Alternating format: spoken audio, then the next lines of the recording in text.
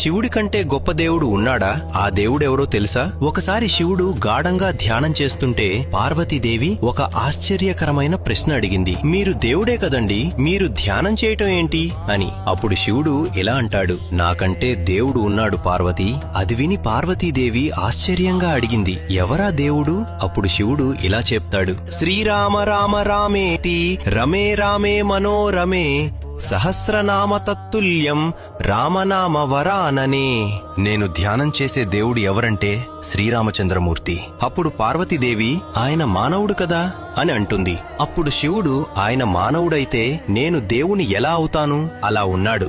అదే పొద్దున్న 10ంటికి పట్టాభిషేకమని రాత్రి 10ంటికి వనవాసమంటే రెండిటినీ సమానంగా తీసుకోగలిగినవాడు ఎవరైనా ఉంటారా ఈ సృష్టిలో పార్వతి? శివజ్ఞానం అంటే అదే కదా, శివజ్ఞానం అంటే అదే కదా. అటువంటి మహానుభావుడైన శ్రీరాముడినే నేను ఆరాధిస్తున్నాను అని శివుడు పార్వతీదేవితో చెప్తాడు. హరహర మహాదేవ జై శ్రీరామ్ అని తప్పక రాయండి.